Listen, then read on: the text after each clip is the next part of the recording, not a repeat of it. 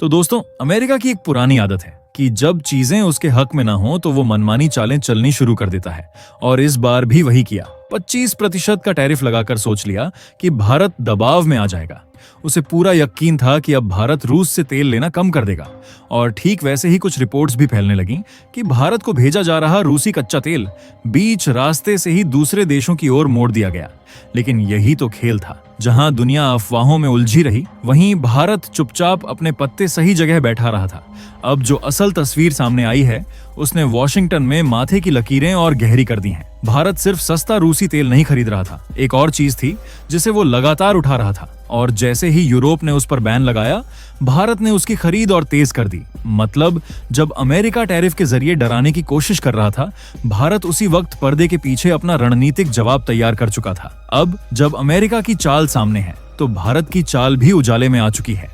तो आखिर ये पूरा मामला है क्या? भारत ने ऐसा क्या किया जो अमेरिका को भी चौंका गया?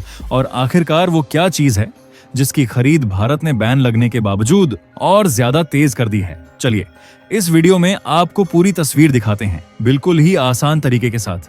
लेकिन उससे पहले अगर आप वीडियो देख ही रहे हो तो बस 1 सेकंड निकालकर लाइक बटन दबा दो और चैनल को सब्सक्राइब कर लो। आपके लिए 1 सेकंड होगा, लेकिन हमारे लिए बहुत बड़ी मदद है। असल में दोस्तों, बात सिर्फ टैरिफ की नहीं थी, बात उस सोच की थी जो दबाव बनाकर झुकाने में यकीन रखती है। जब ट्रंप ने दुनिया भर में टैरिफ की तलवार चलाई, तो भारत भी उसकी चपेट में आ गया। सीधा 25% का बोझ, ना कोई बातचीत, ना कोई राहत। पहले तो बात 26% तक पहुंची थी, फिर 1% कम करके जैसे एहसान किया गया, 25% पर थाम दिया गया। अब गौर करिए, भारत के पड़ोसी जैसे बांग्लादेश, पाकिस्तान, उन्हें छूट मिली। टैरिफ 19 या 20% रखा गया। यानी अमेरिकी मार्केट में भारत के सामान को जानबूझकर महंगा किया गया। इसके पीछे मकसद बिल्कुल साफ था, या तो भारत झुके, भिड़े या समझौते की मेज पर आ बैठे। लेकिन शायद अमेरिका एक बात बार बार भूल जाता है, अब भारत वही नहीं रहा जो जवाब देने से पहले इजाजत मांगे। कई बार जहां वॉशिंगटन की सोच खत्म होती है, भारत वहीं से शुरुआत करता है। जब पूरी वेस्ट सोच रही थी कि भारत तेल लेना छोड़ चुका है, तब भारत ने कुछ और ही कर डाला। वो सब रूस से सिर्फ क्रूड ऑयल की बात करते रहे और भारत सीधे नेफ्था तक पहुंच गया। जी हाँ, नेफ्था सिर्फ एक फ्यूल नहीं, बल्कि आने वाले दशकों का वो सुपर केमिकल जो भारत की इंडस्ट्री, डिफेंस और स्पेस टेक्नोलॉजी को रॉकेट की रफ्तार देने वाला है। अब समझिए असली चाल। जब दुनिया डराने में लगी थी, भारत एक नई दिशा में सोच चुका था। और जब वेस्टर्न मीडिया चिल्ला रहा था कि भारत झुक गया, तभी भारत ने ऐसा कदम उठाया जिससे पूरा वेस्ट बौखला गया। ट्रंप की धमकियों के बीच भारत ने चुपचाप वो सौदा किया जिससे रूस भी खुश और भारत की नींव और मजबूत। क्योंकि ये कोई मामूली डील नहीं थी, ये था भारत का मास्टर स्ट्रोक। अब इस नेफ्था का सौदा करना आसान था क्या? बिल्कुल नहीं। रूस से नेफ्था लेना कोई हल्की बात नहीं थी, लेकिन भारत ने यह भी कभी नहीं कहा कि रास्ते आसान हो तो ही चलेंगे। उस वक्त जब दुनिया रूस यूक्रेन की जंग पर लाइव अपडेट दे रही थी, जब हर माइक्रोफोन भारत से सिर्फ एक सवाल पूछ रहा था, किधर खड़ा है भारत? उसी वक्त दिल्ली के बंद गलियारों में एक ऐसी चाल बिछ रही थी जिसकी भनक ना CIA को लगी, ना बीजिंग को। ये कोई आम तेल की खरीद नहीं थी, ये था नेफ्था का सौदा। नाम भले सीधा साधा हो, लेकिन असर सीधा चीन और अमेरिका की रणनीति पर पड़ा।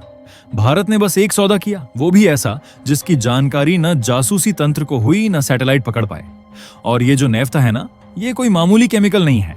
ये वो आधार है जिससे आज की नहीं, आने वाले 20 साल की इंडस्ट्री बनती है। इसी से निकलते हैं ओलेफिन और एरोमेटिक्स, जो आगे चलकर प्लास्टिक, फाइबर, रेजिन और हजारों एडवांस्ड केमिकल प्रोडक्ट्स का आधार बनते हैं। मतलब ये सौदा सिर्फ 2 देशों के बीच की खरीद फरोख्त नहीं थी, ये एक संकेत था कि भारत अब रिएक्टिव नहीं, प्रिपरेटरी पावर बन चुका है। दूसरे जहां शोर मचा रहे थे, भारत चुपचाप भविष्य की नींव रख रहा था। ये जो नेफ्था है ना, ज्यादा लोग इसके नाम से वाकिफ नहीं होंगे, लेकिन आज अगर भारत का डिफेंस, स्पेस या इलेक्ट्रॉनिक्स सेक्टर मजबूत है, तो उसकी जड़ में यही खड़ा है। फाइटर जेट्स की बॉडी से लेकर ड्रोन के हल्के हिस्सों तक सब कुछ उसी मटेरियल से बनता है जो नेफ्था से निकलता है। और जब यूरोप ने फरवरी 2023 में रूस से रिफाइंड तेल खरीदने पर बैन लगाया, तो वही नेफ्था जो यूरोप ने ठुकरा दिया था, भारत ने बिना देर किए उठा लिया। वो भी मोल भाव नहीं, सीधा सस्ता और बड़ी मात्रा में। अब यहाँ सबसे ज्यादा ध्यान देने वाली बात यह है कि सिर्फ 6 महीने में भारत ने रूस से 14 लाख टन नेफ्था खरीद लिया। ये कोई छोटी बात नहीं है। ये माल अब सीधे गुजरात के पोर्ट्स पर उतर रहा है। मुंद्रा, हजीरा, सिक्का। पहले जहां ये UAE से आता था, अब सीधे रूस से आ रहा है, तेज, सस्ता और लगातार। इसका मतलब क्या है? भारत ने न सिर्फ अरबों रुपए बचाए, बल्कि वो कच्चा माल जमा करना शुरू कर दिया, जिससे आने वाले वक्त में कोई संकट भी हो तो भारत रुकेगा नहीं। लेकिन इससे सबसे बड़ा असर पड़ा है चीन पर, क्योंकि चीन की सबसे बड़ी ताकत यही थी, दुनिया से सस्ते रॉ मटेरियल्स यानी कच्चा माल उठाओ, अपनी फैक्ट्रियों में प्रोसेस करो और फिर उन्हीं को महंगे दामों में दुनिया को बेचो। इसे कहते हैं रॉ मटेरियल मोनोपोली, और भारत ने अब यही मोनोपोली तोड़नी शुरू कर दी है। जब अमेरिका टैरिफ लगाकर भारत को रोकना चाहता था, जब यूरोप ने रूस से सामान लेना बंद किया, तब किसी ने नहीं सोचा था कि भारत एक साथ 3 मोर्चों पर जवाब देगा। पहला, अपनी इंडस्ट्री को कच्चा माल देकर मजबूत बनाना। दूसरा, चीन के केमिकल दबदबे को कमजोर करना। तीसरा, अमेरिका को दिखा देना कि भारत अब किसी से दबता नहीं। अब यही नेफ्था, जिसे लोग केमिकल समझते हैं, उसी से बनेंगे प्लास्टिक, सिंथेटिक फाइबर, रेजिन और वही चीजें जो मिसाइल, लड़ाकू विमान, स्पेस टेक और वॉरफेयर सिस्टम्स में लगती हैं। अब ये सब भारत में बनेगा। ना चीन से इंपोर्ट, ना अमेरिका से टेक मांगनी पड़ेगी। ये सिर्फ एक सौदा नहीं था, ये एक पलटवार था जो चुपचाप किया गया, लेकिन उसकी गूंज अब धीरे धीरे पूरी दुनिया सुन रही है। अब बात सिर्फ अपनी जरूरतों की नहीं रही। भारत अब उस मोड़ पर पहुंच चुका है जहां से वो दूसरों की जरूरत भी पूरी कर सकता है। और वो देश कौन है? वो जो रूस से सामान तो लेना चाहते हैं, पर अमेरिका की नाराजगी से डरते हैं।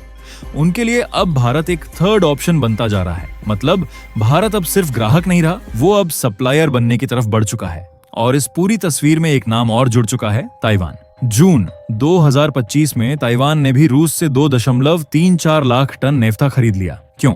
क्योंकि उसे पता है, अगर चीन से सीधे टक्कर लेनी है तो अपनी फैक्ट्रियों को मजबूत करना जरूरी है, और उसके लिए रॉ मटेरियल चाहिए, जिस पर आज तक चीन का दबदबा था।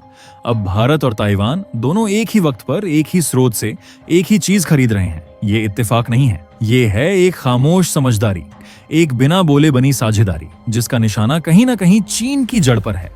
दूसरी तरफ यूरोप ने रूस से नेफ्था लेना छोड़ दिया, और जैसे ही उसने खाली किया मैदान, भारत ने वहां कदम रख दिया, बिना कैमरा, बिना भाषण, बिना एजेंडा। अब भारत ने ना सिर्फ अपनी फैक्ट्रियों के लिए स्टॉक बनाया है, बल्कि वो खुद को एशिया के नए केमिकल और एनर्जी नेटवर्क का हिस्सा बना रहा है। और बात यही नहीं रुकती। कल जब भारत के बनाए ये कंपोजिट मटेरियल्स, सिंथेटिक फाइबर्स और केमिकल्स दूसरे देशों को भेजे जाएंगे, तो उन देशों के लिए ये सिर्फ व्यापार नहीं होगा, ये एक नई राह होगी, एक ऐसा रास्ता जो उन्हें अमेरिकी डर और चीनी दबदबे दोनों से बाहर निकाल सकता है। और शायद यही सबसे बड़ी बात है, भारत अब सिर्फ अपने लिए नहीं खेल रहा, वो अब ऐसा सिस्टम बना रहा है जहां वो खुद सेंटर में होगा और बाकी देश उसके आसपास। ये कोई शोर मचाने वाली कहानी नहीं है, ये चुपचाप बन रही ताकत है, जिसका असर तब दिखेगा जब बाकी सब थक जाएंगे। अब बताइए, भारत के इस कदम पर आपका क्या सोचना है? क्या ये एक मजबूत चाल है या कुछ और? अपनी राय नीचे कमेंट में जरूर लिखिए, क्योंकि दोस्तों आप सभी की राय हमारे देश के लिए बहुत मायने रखती है। और दोस्तों, ये थी आज की बड़ी खबर, जो काफी रिसर्च और मेहनत के बाद हमने आपके सामने रखी है। तो अगर आप हमारी मेहनत को सपोर्ट करना चाहो तो वीडियो को लाइक और चैनल को सब्सक्राइब करके अपने दोस्तों से शेयर जरूर कर दें, ताकि उन्हें भी ये जानकारी मिल सके। जय श्री राम।